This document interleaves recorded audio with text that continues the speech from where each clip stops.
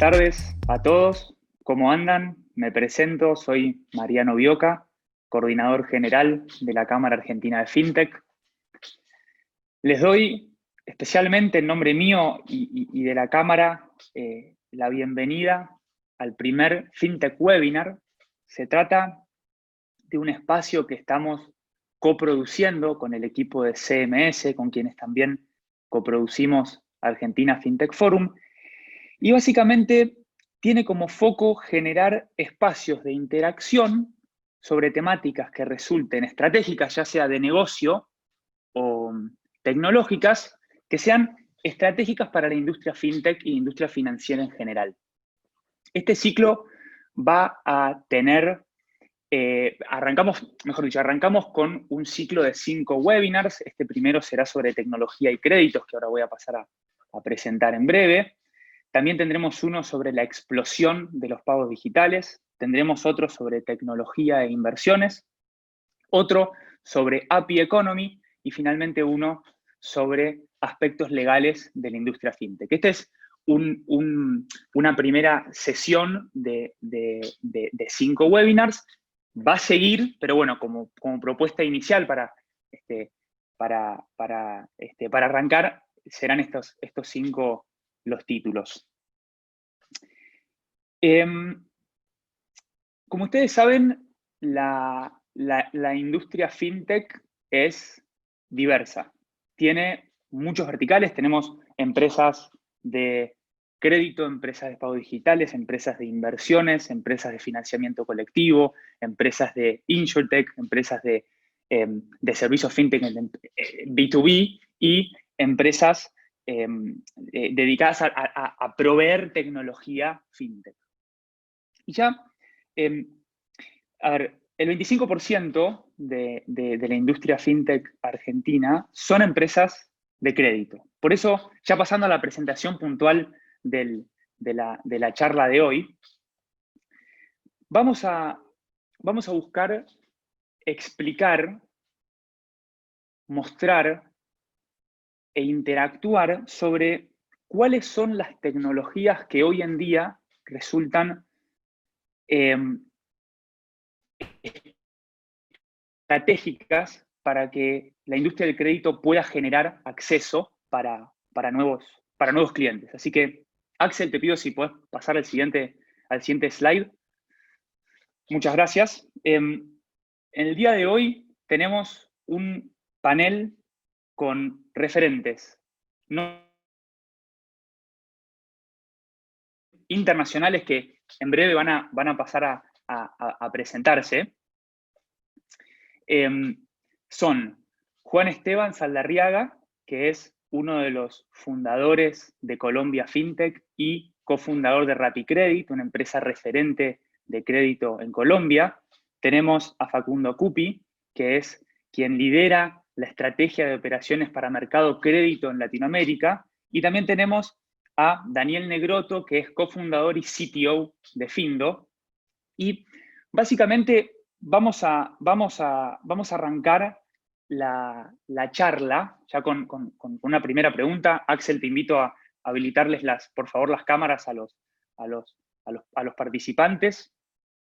Vamos a arrancar con una primera pregunta, un segundito, que es, en un contexto, nosotros entendemos que en Argentina y en la región en general tenemos un desafío importante en cuanto al acceso al crédito, pero también entendemos que la tecnología hoy en día permite generar un volumen de información y una capacidad de generar data y poder analizarla muy interesante que le da acceso a personas cuya información, si la sacamos del ámbito tradicional, puede no ser lo suficientemente rica como para que sean sujetos de crédito, pero hoy en día sí está la tecnología con el nuevo paradigma del Big Data para poder analizar nuevos clientes y atacar esta situación tan compleja que tenemos, como decía, tanto en la región como en Argentina, que es el acceso al crédito. Así que vamos a arrancar con la primera pregunta de la tarde, que es, ¿por qué creen ustedes que la tecnología puede aportar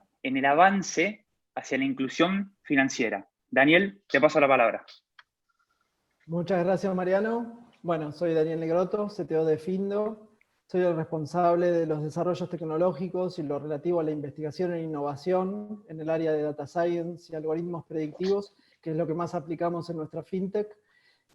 Para responder a tu pregunta, mediante nuestra solución tecnológica ayudamos a incluir a sectores de la población que tanto en Argentina como en Latinoamérica suelen estar desatendidos por el sistema financiero tradicional. Por eso en Findo tomamos el desafío de darle identidad financiera a más de la mitad de la población económicamente activa, hoy invisible para el sistema financiero formal. ¿Cómo lo hacemos? Desarrollamos una plataforma de onboarding digital para instituciones financieras y retails, suministrando soluciones KYC o conozca a su cliente, orientadas principalmente al otorgamiento de créditos y compras financiadas. Como modelo de negocio, esto permite que Findo se ofrezca como un socio estratégico para empresas del sector financiero, al facilitarles ampliar su base de clientes y expandir a mercados aún no desarrollados.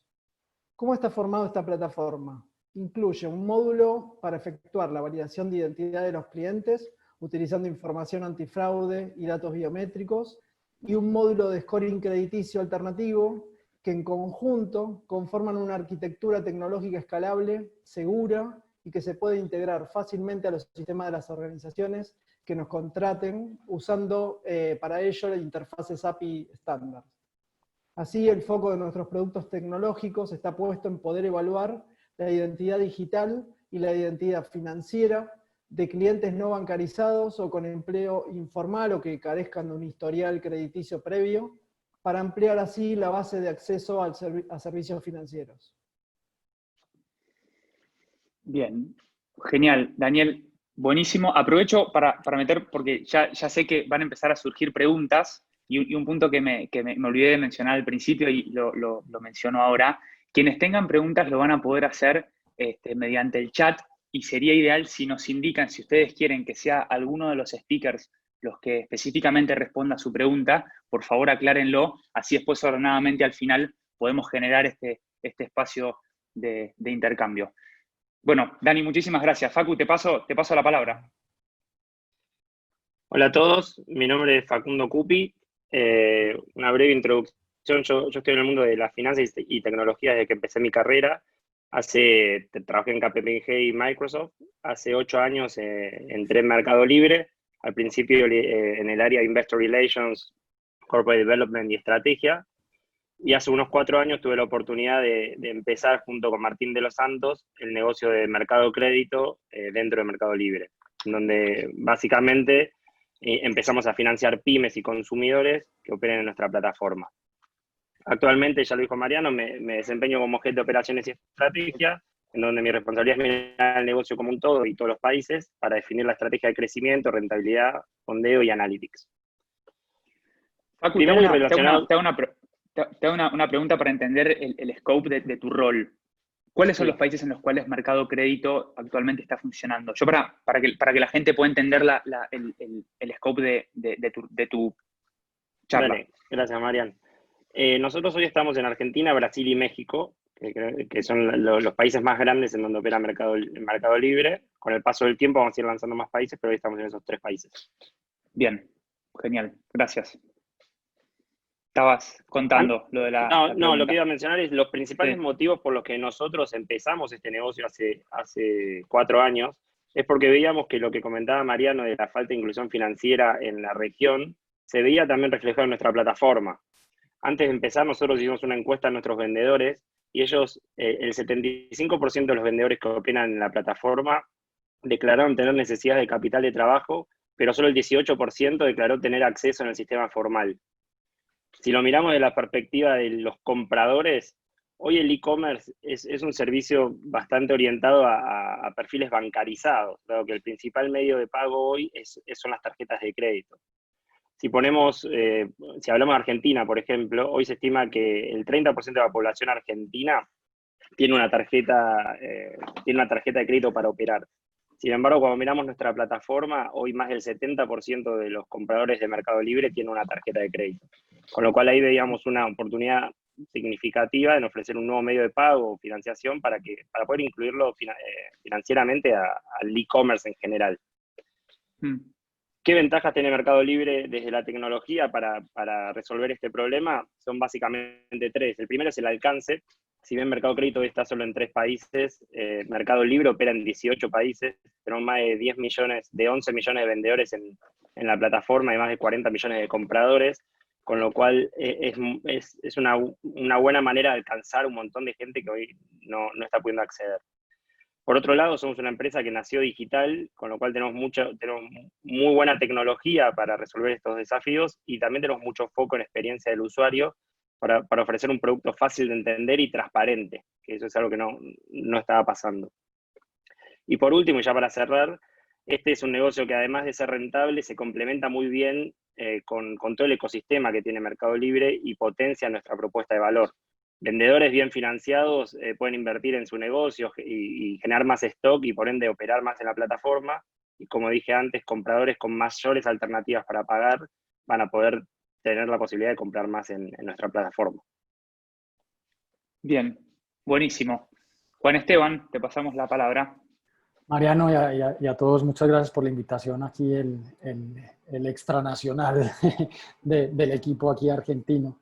Gracias a la Cámara por la invitación, a ti Mariano. Voy a tratar de contestar con 2 sombreros, el sombrero de emprendedor, pero también el sombrero de miembro de la Junta de Colombia FinTech. Como ustedes saben, Colombia es uno de los ecosistemas más movidos en este momento en la región. Creo que somos el país per cápita con más fintech en este momento. Y como tú dices, el área de créditos creo que es donde tenemos, después de la de pagos, más empresas dentro de la asociación. A tu pregunta, bueno, un poco de mi experiencia, he trabajado en temas de seguros, ayudé a desarrollar todo el tema de seguridad social acá en Colombia, los pagos de la seguridad social. He tenido casi 4 fintechs dentro de la asociación, tanto en temas de factoring como de créditos, como de préstamos, personas y pymes. Y bueno, a contestar tu pregunta un poco de la tecnología, cómo ayuda a la inclusión, también un poco de antecedentes sobre Colombia. Colombia, 50 millones de personas, 30 millones de adultos, hay 72 millones de cuentas bancarias, casi 3 cuentas bancarias por adulto, pero más de la mitad están inactivas. Solamente 9 millones de personas tienen una tarjeta de crédito. Finalmente, el acceso, la inclusión definida como crédito es bastante limitada en nuestros países y por eso creo que hay tanta oportunidad en el área de créditos. Para mí, el tema tecnológico se vuelve relevante a medida que los buros de crédito pierden relevancia en la manera como podemos tener información para la toma de decisiones y cada vez estamos teniendo que usar más datos alternativos y creo que ese debería ser un poco cómo nos enfocamos en esta charla de compartir las experiencias de qué otros datos alternativos estamos haciendo para ayudar a que las personas tengan acceso a crédito, de manera que las fintech miramos distinto a los usuarios, como los ven las entidades financieras, y ahí es donde creo que está la oportunidad que tienen las fintech en América Latina. Espectacular. Bueno, queda entonces claro que si vamos a hablar de la región en general, de Colombia en particular o de Argentina en particular, tenemos una necesidad insatisfecha importante del acceso al crédito. Y por lo que fueron contando los tres, la industria fintech y ustedes mediante sus empresas están logrando obtener información, en el caso de Mercado Libre desde la plataforma, bueno, en el caso de Findo desde su onboarding, su manera de recopilar los datos, y lo mismo sucede, bueno, con Juan Esteban, con RappiCredit, su manera de ir analizando. Me gustaría que bajemos, ya quedó en claro la evidencia de la situación y quedó en claro que está la oportunidad de analizar nueva información para generar elegibilidad en personas que con data tradicional no serían en principio elegibles para ser sujetos de crédito. Entonces, acabo un poco la segunda pregunta de esta charla, que es si nos podrían compartir qué algoritmos, herramientas o soluciones de tecnología están usando en este momento en sus empresas para atacar esta brecha que mencionamos recién. Facu, si quieres arrancar vos, yo, Mercado Crédito, dale, bárbaro, gracias. Perfecto. Mercado Crédito nació ya apalancándose en Machine Learning, porque teníamos todo el aprendizaje del mercado libre y los recursos en los cuales apoyarnos. En primer lugar, teníamos, ya estamos operando en Amazon Web Services, con lo cual tenemos una velocidad de procesamiento interesante y una infraestructura sólida para desarrollar y poner en práctica modelos. Tenemos el equipo de tecnología y las herramientas de programación de Artificial Intelligence, y por otro lado tenemos Data Scientists que nos podían ayudar a construir estos modelos. Hoy en día nosotros tenemos más de 60 modelos desarrollados a lo largo de estos 4 años, y lo que es importante destacar es que no estamos desarrollando modelos exclusivamente para la predicción de riesgo crediticio, sino que lo estamos aplicando en otros lugares del negocio. Por ejemplo, tenemos modelos de churn de vendedores para predecir si un vendedor está por dejar la plataforma, modelos de cobranza para priorizar llamados, modelos de adopción. Nosotros hoy en día, la mayoría de nuestros créditos son pre-ofertas que nosotros hacemos. Tenemos modelos para predecir quién nos va a tomar y quién no. Tenemos modelos de upsell, de cross-sell, y también modelos de customer segmentation, que es para clusterizar a la base y hablarles de distinta manera. Adicionalmente, nosotros tenemos una estrategia que es primero invertir en nuestros clientes, generar muchos data points para luego desarrollar modelos de behavior que nos permitan predecir mejor el riesgo, y para eso es muy importante la velocidad de reentrenamiento que tenemos de los modelos. Hoy en día estamos reentrenando todos los modelos cada 6 meses, y en cada reentrenamiento tratamos de generar nuevas segmentaciones de estos modelos que permitan hacer más precisa la predicción. Para cerrar, y a nivel técnico de la tecnología utilizada, el stack de tecnología es, nosotros hoy estamos usando Python para lo que es modelar, SQL para lo que es el armado de bases, y Java y Golang para lo que es el armado de la infraestructura. Y en cuanto a tipo de algoritmos, que es lo que preguntabas, Marian, hoy estamos utilizando principalmente modelos de Random Forest y de XGBoost, no redes neuronales, básicamente porque estos modelos probaron ser muy predictivos y además nos dan rapidez para calibrar rápido los parámetros. Hemos probado hacer deep learning, que son las redes neuronales, por ejemplo, pero la realidad es que el resultado, las mejoras que obtuvimos no fueron significativas como para justificar el esfuerzo de mantener estos modelos. Sin embargo, algunos de los 60 que tenemos lo estamos haciendo de esa manera. O sea, perdón, entonces, 60 modelos, me dijiste. 60 modelos entre países, productos y segmentaciones, 60 modelos. Impresionante. Y todos estos modelos se nutren de un volumen de información, digo, que es cada vez más grande y los va perfeccionando. Igual después vamos a tocar ese tema. Daniel, contanos. Sí. Como siempre digo, el core business de Findo es el score alternativo. Los scorings alternativos se diferencian de los tradicionales, como decía Mariano recién, por utilizar información distinta a la disponible en bases, por ejemplo, gubernamentales, de historial crediticio, historial laboral, que es lo que normalmente utilizan los buros tradicionales, ¿no? Los algoritmos del score Findo sistematizan la información de fuentes alternativas provenientes principalmente del dispositivo móvil, de data sociodemográfica, de comportamiento de pago, de geolocalización, entre otras, para predecir la probabilidad de default o la mora en los pagos. O sea, con toda esa información nosotros intentamos predecir eso, ¿no? Hasta ahora, a diferencia de Mercado Libre, nosotros estamos siempre centrados en predecir mora, ¿no? Así nuestra solución está diseñada para predecir individuos con mayor probabilidad de impago o mora, identificando patrones de comportamiento y perfiles de riesgo. ¿Cómo podemos predecirlo? ¿Cuál es la tecnología que nos permite predecirlo? O dicho de otra manera, ¿por qué actualmente esto es posible, tecnológicamente posible? Los scoring tradicionales realizan la estimación del riesgo basándose solamente en, por un lado, la información tradicional, y por el otro, utilizando métodos también tradicionales, basados en regresiones lineales, en métodos estadísticos típicos, y en el mejor de los casos utilizando árboles de decisión sobre las fuentes de información disponibles. Los scorings alternativos, por su parte, introducen 2 tipos de innovación. Una de ellas es el método de estimación, que se basa en los algoritmos de Machine Learning, por un lado, y la otra es el uso de estas nuevas fuentes de información. De hecho, en Findo utilizamos nuevas fuentes que alcanzan hasta en la evaluación de un individuo alcanzan hasta 10.000 data points. O sea, es fundamental y es totalmente posible utilizar estas tecnologías gracias a la posibilidad de manejar grandes volúmenes de información, ¿no? Lo que se llama como... Claro, todo funciona con grandes volúmenes de información. O sea, primero tiene que estar la posibilidad de generar esa data para analizar e ir corrigiendo los algoritmos. Exactamente, sí. Sí, y la posibilidad también, yo siempre digo que va de la mano de la aparición de lo que tiene que ver con la nube y todos los servicios en la nube, porque bueno, todos esos volúmenes de información tienen que ser almacenables de manera eficiente, tienen que poder crecer de manera eficiente también, y al mismo tiempo tiene que poder escalar.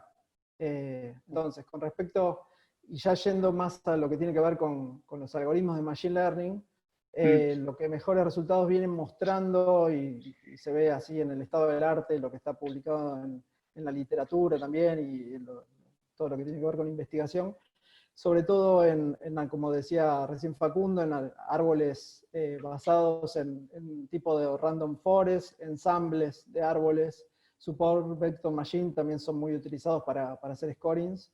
Y también, bueno, hay bastante publicaciones recientes basadas en lo que son redes neuronales, principalmente métodos basados en Deep Learning. Nosotros, para cerrar con un ejemplo, estamos últimamente experimentando con muy buenos resultados con algoritmos del tipo Gradient Boosting, que son un tipo particular de algoritmos de grafo, ¿no?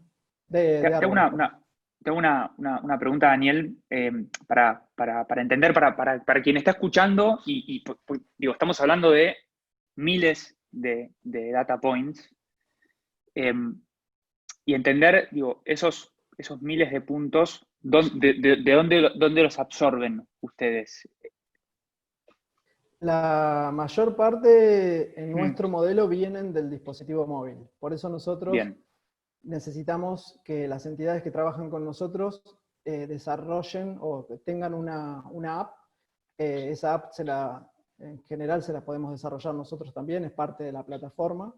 Y en ese proceso nosotros le pedimos al usuario que nos vaya cediendo la información que necesitamos. O sea, le vamos comunicando para qué la vamos a usar, y el usuario tiene que aceptar ceder esa información para poder usarla en el score, ¿no? Bien, perfecto. Gracias. Esteban. Yo me voy a ir a unos temas todavía un poco más simples. Digamos que ese tipo de modelos son muy válidos y los que tienen los datos lo pueden hacer. Yo voy a contar un poquito la historia en RapidCredit y la que tengo en Juancho Te Presta. Casi todos partimos de modelos un poco más simples, sobre todo en reglas duras. Partimos todos usando digamos que los modelos de decisión que traen los buros de crédito por defecto. Y dependiendo del producto somos capaces de ir adecuando ese modelo, dependiendo de las cosechas, se van ajustando. En el caso de RapidCredit, pues las cosechas de 30 días por ser créditos cortos, puedes afinar el modelo, inclusive si quieres, casi que cada mes o cada 2 meses entramos en un proceso de revisarlo y una revisión anual. Históricamente usábamos mucha más la información que estaba en el buró desde el punto de vista de historia de crédito. Incorporamos fingerprinting de hardware y IPs y geolocalización y ese tipo de cosas entran o entraban inicialmente en los scorecards. A medida que vas teniendo datos, pues vas metiendo otro tipo de información. Seguían siendo más relevantes la antigüedad en el buró, el número de productos y cómo vienes pagando. Post pandemia eso se fue un poco a la luna ya, el tema de que a todo el mundo le dieron periodos de gracia y haya habido o esté en este momento sucediendo tanto default o por lo menos periodos de no pago. Los buros de crédito no están ya siendo capaces de predecir, entonces creo que están entrando ahora fuentes alternas de información, sobre todo el tema de la seguridad social y los ingresos. Creo que las fintech tenemos que pasar de poder tomar decisiones con temas de buró a pasar a tomar información con temas mucho más actualizados, como son si la persona está trabajando, dónde está trabajando, cuánto se está ganando. Entonces ya hemos incorporado variables de la seguridad social dentro de los modelos. Estamos incorporando información de la cuenta bancaria, entonces hemos empezado a integrar soluciones que permiten conectar las cuentas bancarias para que esos datos entren en los modelos.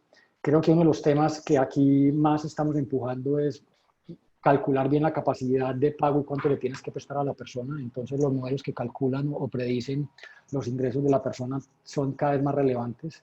Y ahí creo que a futuro el tema de open banking y hacer de scraping o conectividad a las cuentas bancarias van a ser el tema hacia futuro.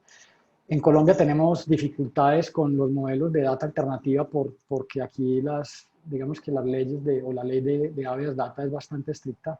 Entonces yo todavía encuentro intrusivos los modelos donde se jala mucha información que el cliente no es consciente.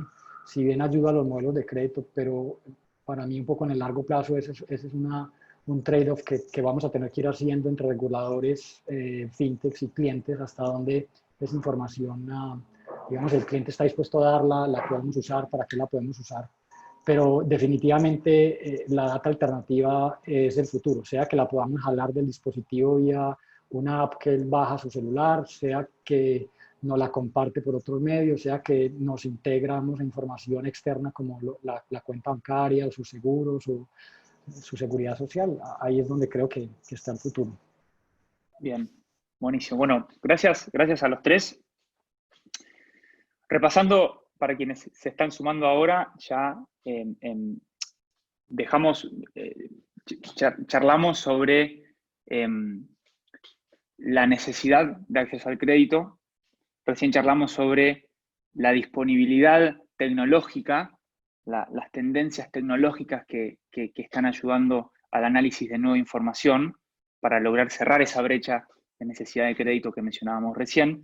Y ahora vamos a ir con la tercera pregunta de la tarde, y es pasar a explicar, digo, incluso es para mí también la pregunta, porque yo lo quiero entender, como seguramente hay muchísimas personas del otro lado de la pantalla que quieren entender, porque por ahora, digo, son temas que para quien no está en el mundo, digamos, profundamente metido en el mundo del crédito fintech, son temas que es difícil tratar de bajarlos y de poder explicarlos, así que aquí paso con la tercera pregunta, y es, estos miles de data points y de algoritmos que están en constante aprendizaje, ¿no? O estas fuentes, digamos, de información y este análisis de información, ¿cómo funciona? ¿Qué es lo que pasa si lo tenemos que explicar ahora en unos minutos para que nosotros, quienes los estamos escuchando, puedan entender cómo funcionan estos procesos, ¿no? ¿Qué variables integran? ¿Cómo las analizan? ¿Cuál es el proceso? Si nos pueden explicar eso, sería muy interesante.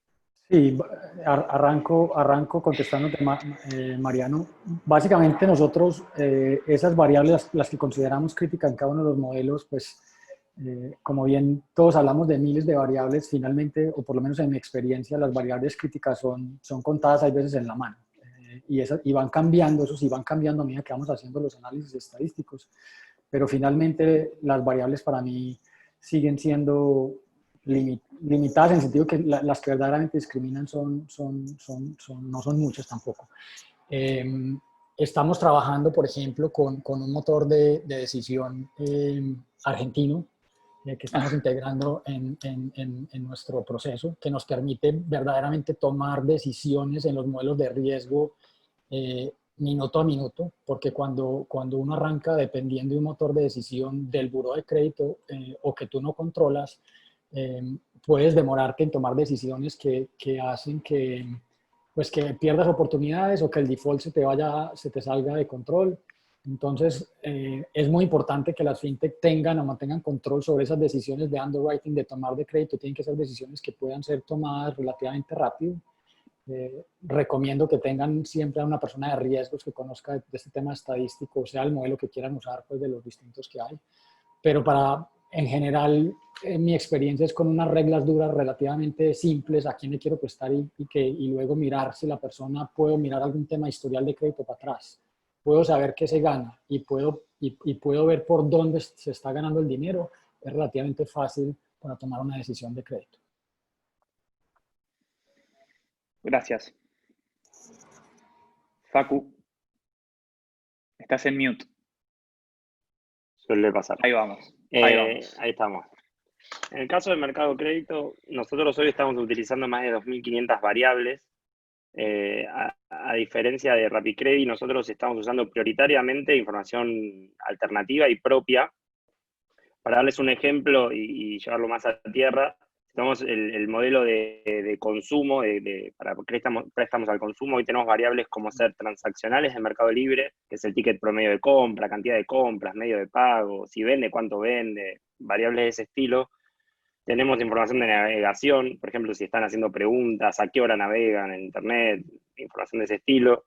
También tenemos información que es la más relevante, que es la de comportamiento de crédito, qué porcentaje de la oferta que le dimos tomó, si nos pagó bien, cuántas cuotas lleva pagadas, etc. Y tenemos otras fuentes, como ser CRM de cobranza, que es cantidad de contactos, y buró de crédito.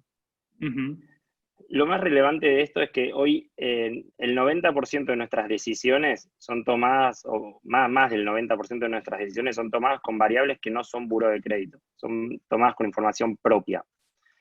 Hoy el buró de crédito, al menos en este modelo, tiene un peso relativamente bajo, y en algunos países, como por ejemplo créditos a pymes en México, tomamos la decisión de salir incluso sin utilizar buró de crédito. Con lo cual la información interna tiene un peso muy significativo a la hora de tomar nuestras decisiones.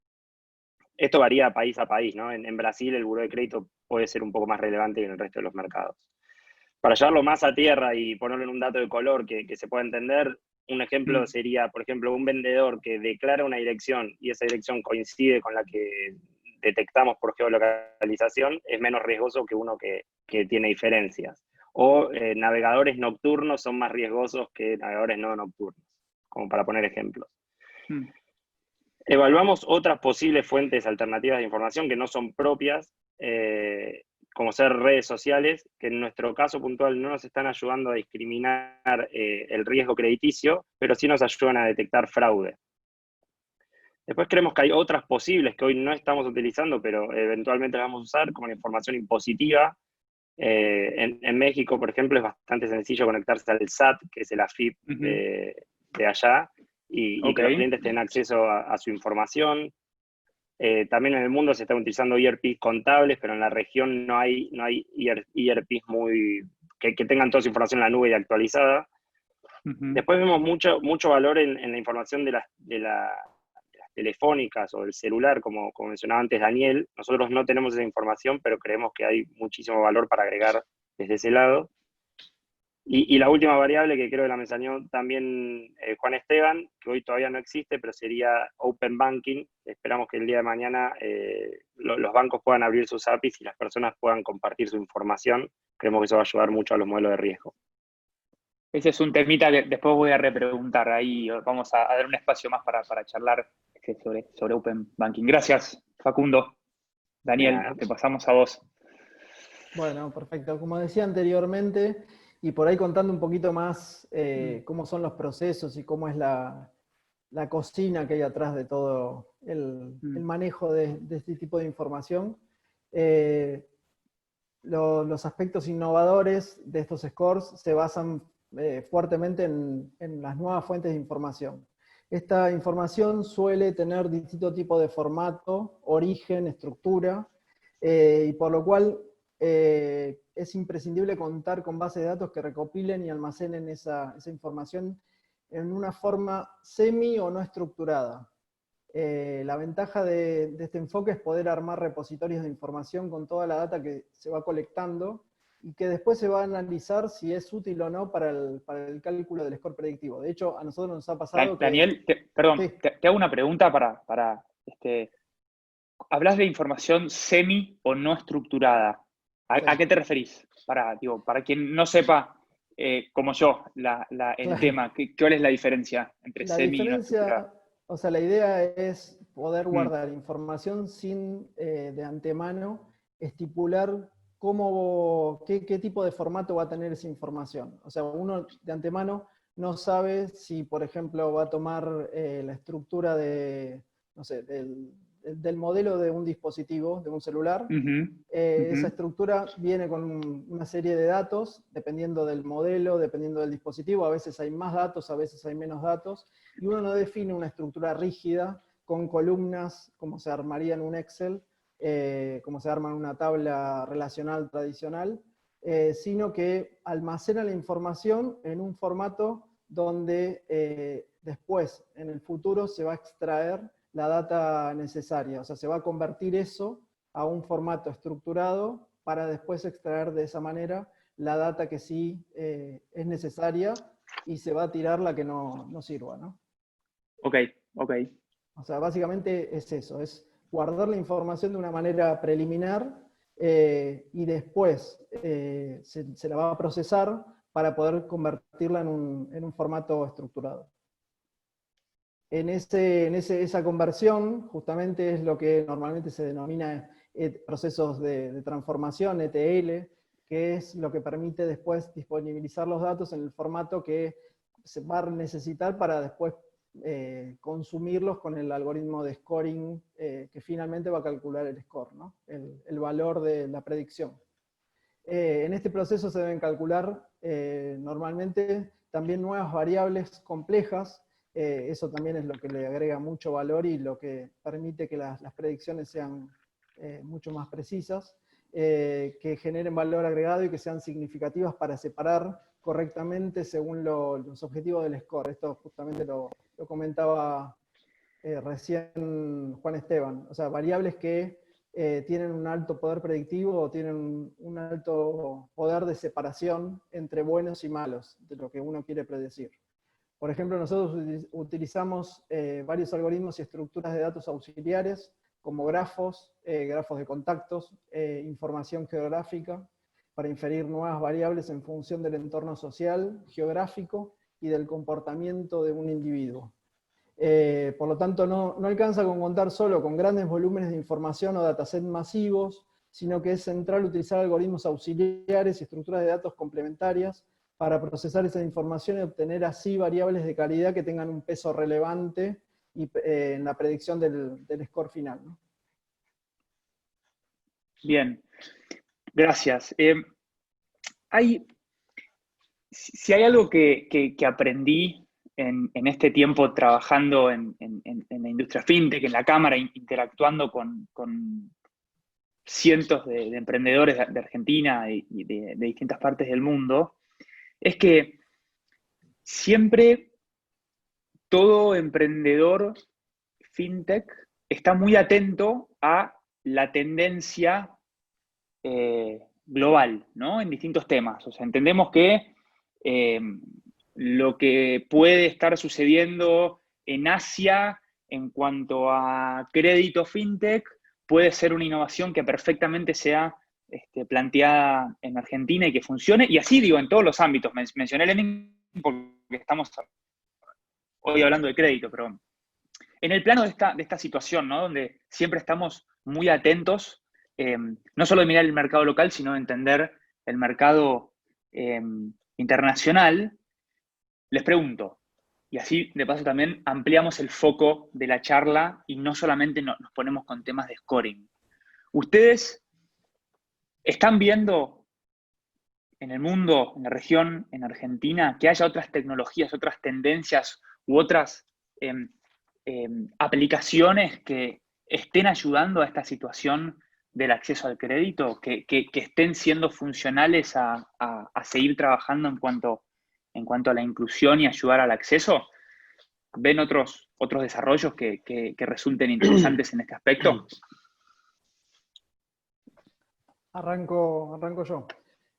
Otro desarrollo que va muy de la mano y que tiene, o sea, muchos algoritmos aplicados es todo lo que tiene que ver con el onboarding digital. De hecho, bueno, nosotros tenemos un fuerte desarrollo en todo lo que tiene que ver con validación de identidad y detección de fraude, combinando biometría y sistemas inteligentes para detectar la veracidad de la información. En este módulo de identidad, nosotros lo que hacemos es analizar información, sobre todo provista por redes sociales, por biometría, información de reconocimiento facial, verificación de la línea telefónica a través de un SMS que enviamos, detección de metadata del DNI y otros documentos que extraemos en el momento del proceso de onboarding. validación de los datos del usuario mediante consultas a otras bases globales, acá en Argentina, por ejemplo, a FIP, a RENAPER, a burós tradicionales también, en caso de que estén disponibles. Esto varía de acuerdo al país en el que operamos, ¿no? Y creo que los productos financieros que contemplen esta recolección y validación de información en tiempo real, a través de tecnologías de última generación, se hacen mucho más fundamentales hoy que nunca después del COVID-19.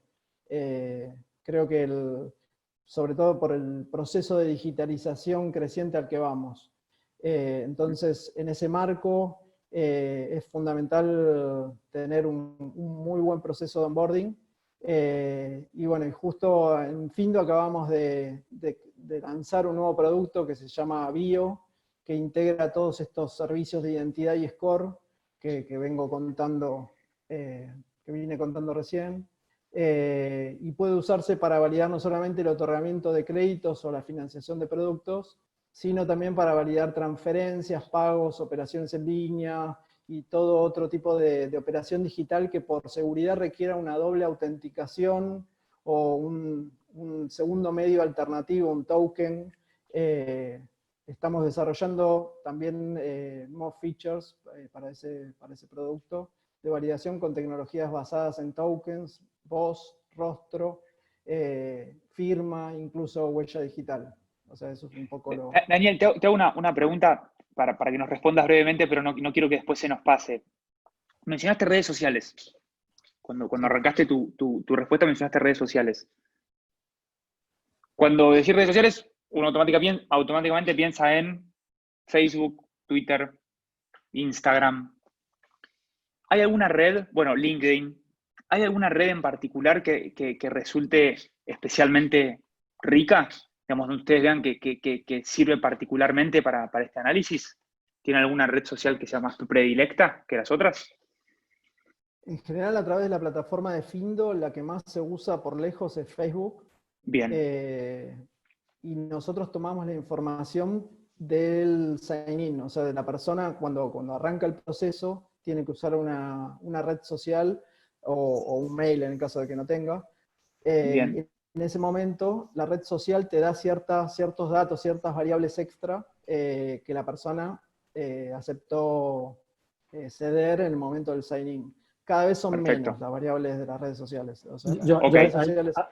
Qué pena que meta ahí la interrupción. El tema es que después de Cambridge Analytica creo que Mariano eso cambió, porque las redes sociales... Sí, totalmente.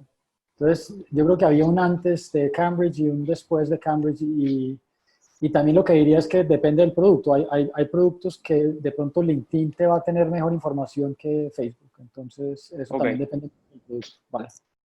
Bien, buenísimo. Coincido. Bueno, y siguiendo y tendencias, Facundo, te paso acá el micrófono. Mencionaste hace unos minutos Open Banking.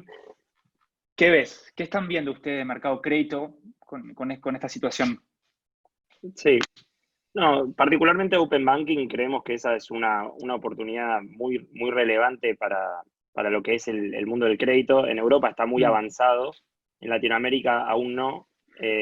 Pero vemos muchos avances al respecto en Brasil. De hecho, en Brasil hoy se está tratando una ley para de acá a fin de año tener Open Banking. Y para explicar un poco a la audiencia qué es esto, básicamente Open Banking es que las personas puedan darle acceso a prestamistas a que vean su información transaccional bancaria para que con esa información se pueda escorear mejor a estas personas y hacerle ofertas mejores.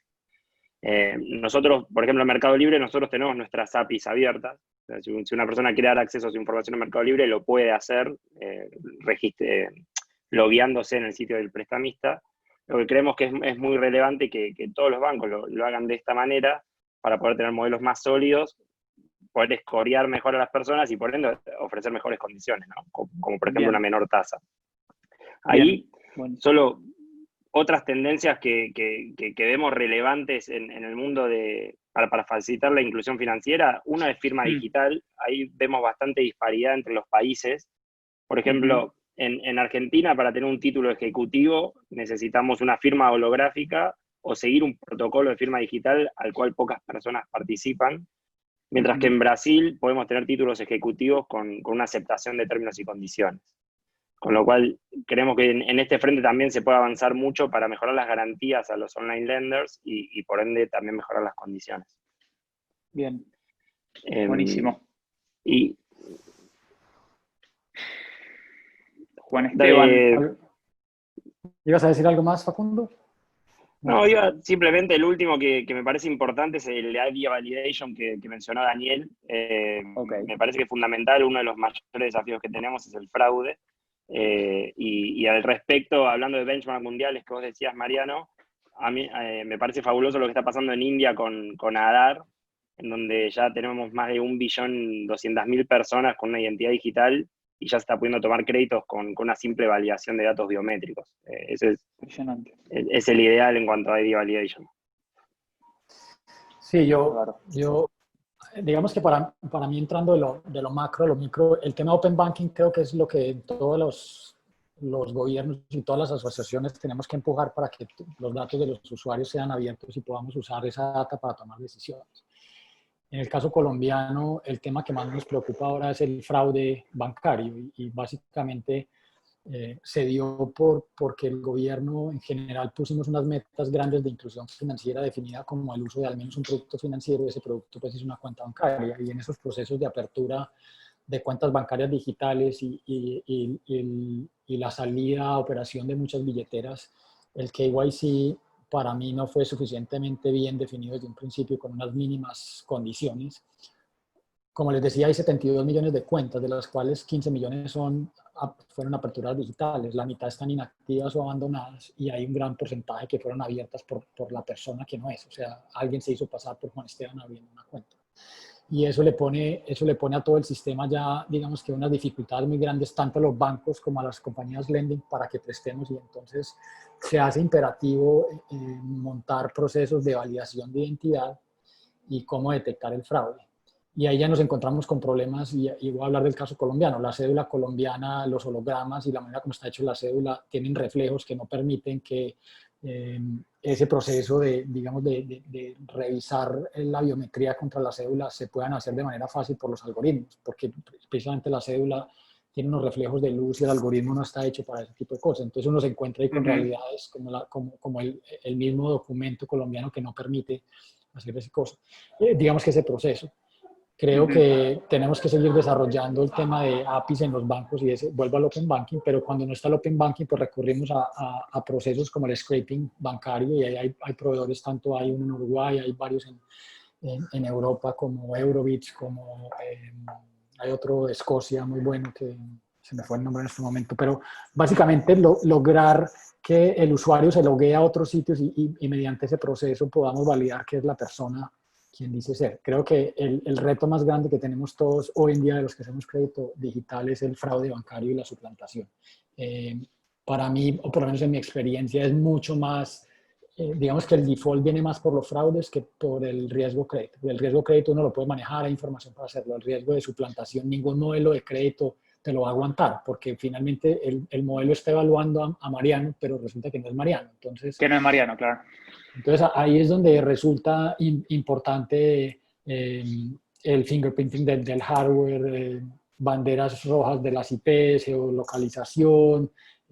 Aquí en Colombia hay un proyecto de varios bancos de crear un buró de identidad que se llama Soy Yo, donde van a juntar la información que tienen los distintos bancos y de transaccionalidad para ayudar a identificar que Juan Esteban es Juan Esteban porque se pudo loguear al banco, porque sabe tal tipo de información. Entonces, creo que las fintech tenemos mucho para colaborarnos en ese sentido. Aquí en Colombia hemos tratado de hacer digamos que, yo no lo llamo un buró, pero por lo menos que compartamos información de dónde están llegando los fraudes, cómo están llegando los fraudes y empezar a tener ciertas herramientas que nos permitan a todos colaborar y prevenir un poco ese fraude bancario. Es una muy buena iniciativa, sin dudas. Nos estamos quedando sin tiempo y vamos a arrancar con algunas preguntas del público, pero antes les quiero dar el espacio a cada uno para que brevemente, digo, a todo lo que venimos hablando, si ustedes tienen alguna métrica o algún dato que les gustaría compartir brevemente, como para después de lo charlado, tener también alguna métrica o dato que a ustedes les guste compartir para que también podamos escucharlo todos los oyentes. Y después pasamos a las preguntas ya del público, que están muy interesantes. Dale, si quieren, arranco yo. En estos 4 años, con Mercado Crédito logramos financiar a más de 1,5 millones de personas en los 3 países por más de 1.000 millones de dólares, consiguiendo incluir financieramente a un número muy importante de ellos. Si lo separamos entre consumidores y empresas, en el caso de pymes, hoy en día las 500.000 pymes que financiamos venden en promedio menos de 40.000 pesos por mes, con lo cual las consideramos realmente micropymes. Y el 75% de ellas tiene un score de buró tan bajo que ningún banco les prestaría plata. Lo que más nos enorgullece de las pymes es ver el impacto que le estamos generando. En Argentina, por ejemplo, si vemos el crecimiento en ventas año a año de un vendedor que tomó un crédito, vimos que sus ventas crecen más del 85%, bastante por encima del promedio del sitio. Si lo vemos a nivel consumidores, que ya son más de 1 millón de personas, el 80% de ellos tienen un score de buró debajo del cual nadie les prestaría, y más del 40% directamente está negativizado, con lo cual no tiene la menor posibilidad de acceder al sistema financiero. Para cerrar, creemos que se avanzó muchísimo al respecto en cuanto al crédito, pero la oportunidad sigue siendo gigante y creemos que entre fintechs y bancos tenemos que seguir trabajando juntos para lograr una financiación digna que ayude a las personas a desarrollarse. Te digo que el crédito es motor de crecimiento en cualquier economía, ¿no? Digo, es un principio básico importantísimo. Daniel, Juan Esteban, ¿alguna métrica, algún dato que quieran así compartir brevemente? Sí, es bastante difícil después de esos números que acaba de compartir. Después de esos números, ¿qué traemos? Tal cual, sí. Pero bueno, a través de la plataforma Findo, en el último año tuvimos un alto volumen de originación. Tuvimos más de 300 millones de pesos otorgados en créditos a través de nuestra tecnología en Argentina. Esto sin contar la operación de la operatoria que iniciamos en Paraguay y México de la mano de entidades como Best Buy y ProMujer. Ya sumamos más de 20 entidades que integran nuestra tecnología. Por otro lado, tenemos una mora promedio del 9% entre las diferentes entidades que operan con nosotros, que representa un muy buen número para este segmento.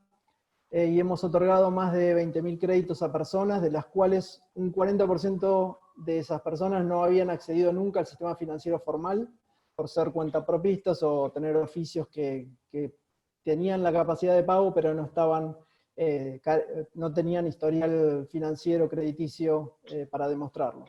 Estaban por debajo del radar financiero tradicional, digamos, ¿no? Exactamente. Ok, bien. Por último, para cerrar, quisiera remarcar que más allá de las crisis económicas que viene enfrentando nuestro país y la región, junto con la coyuntura actual impuesta por el COVID-19, en este momento se presenta un desafío muy grande donde la tecnología tiene un rol destacado. Mi visión desde ese rol, es que debemos contribuir a crear productos con alto valor agregado y al mismo tiempo ampliar el acceso a nuevos productos y servicios a sectores desatendidos de la sociedad. Buenísimo. Bueno, gracias a todos. Perdón, Juan Esteban, perdón. Adelante. Bueno, es que me entusiasmé con las preguntas, están buenísimas las preguntas, por eso ya estoy. Venga. En el caso de la lending de personas en Colombia, entre los 3 jugadores principales en estos 6 años desde que arrancó el primer, bueno, casi 7 que arrancó el primero, ahora hemos desembolsado más de 300 millones de dólares, hemos atendido más de 2 millones de créditos. En los últimos 2 meses de la cuarentena fueron más de 60.000 créditos. En el caso de RappiCredit estamos procesando 50.000 solicitudes al mes y hemos desembolsado en nuestra corta vida más de 75 millones de dólares. Entonces, un tema importante que estamos haciendo es que la mayoría de la gente terminaba en el gota a gota y hoy con lo que estamos haciendo en la asociación, las distintas empresas, hemos logrado que esa cantidad de gente que terminaba, que era más o menos el 30% de la población clase media terminando en el gota a gota, que como ustedes saben en Colombia es un tema de lavado de activos y financiación del tema de estupefacientes, pues hemos logrado reducir esas proporciones, por lo menos en la gente que entra a nuestras plataformas, a reducirlo de un 30% a que terminan solamente un 5 o 7% todavía usando ese tipo de soluciones, pero terminan haciendo historia de crédito y mejorando su capacidad el día de mañana de que otros originadores, sobre todo más bancarios, les presten mucho más. En el tema de default, parecido a lo que dice Daniel, históricamente la industria ha tenido unos defaults cercanos al 10%. En el caso de RappiCredit, históricamente nuestras cosechas están por debajo del 10% en mora media de más de 180 días de mora. Ok, buenísimo. Muchísimas gracias. Vamos a pasar. Hay muchísimas preguntas muy interesantes, pero para cuidar el tiempo de todos voy a elegir una para cada uno. Bueno, acá hay una muy interesante de Guillermo Ale, que va para Facundo, y dice lo siguiente. ¿Qué tan flexibles son los modelos predictivos frente a cambios tan bruscos como puede ser la pandemia? O sea, ante esta situación de shock, de cambio, ¿cómo se adaptan estos algoritmos y cuál es el nivel de eficiencia en esta adaptación? Una buena pregunta, Guillermo, gracias. Buena la pregunta.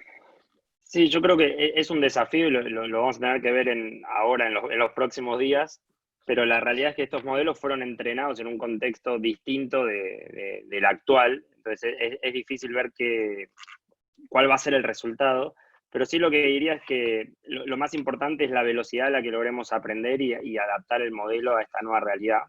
Para poner un ejemplo, en nuestros modelos de vendedores, como dije antes, una de las principales variables que nosotros tenemos es la cantidad de ventas que hace el vendedor. Entonces, una vez que arrancó la cuarentena y muchos de ellos se quedaron sin ventas o sin volumen, tal vez nosotros ahí tomamos la decisión de pausar ofertas, a aprender rápido y volver a salir al mercado. Y 15 días después estábamos haciendo nuevas ofertas a los vendedores que ya sobrevivieron y que creemos que van a tener un buen comportamiento. Entonces, te diría, en resumidas cuentas, es difícil predecir un COVID en un modelo de Machine Learning. Es importante aprender rápido y iterarlo rápido para que aprenda. Buenísimo. Muchas gracias, Facundo. Vamos con una pregunta para Daniel ahora. La pregunta Sebastián Carchivi. También es una interesante pregunta. Dice lo siguiente. ¿Cómo hicieron la validación del modelo previo a sacarlo productivo? ¿Qué marca de mora predice? Imagino que hacer un backtesting con este tipo de datos es sumamente complejo. Sí, muy buena la pregunta. Inicialmente, como no teníamos historia, lo que nosotros hicimos fue basarnos en información de, por un lado, burós tradicionales, que era lo que íbamos recopilando de los primeros casos que teníamos, y al mismo tiempo de la central de deudores del Banco Central. O sea, usando esa información, lo que tratábamos de predecir era gente que veíamos que en la central de deudores tenía una buena situación al momento de darle el crédito y posteriormente se deterioraba, y lo que tratábamos de predecir era eso. Básicamente, bueno, eso fue el arranque.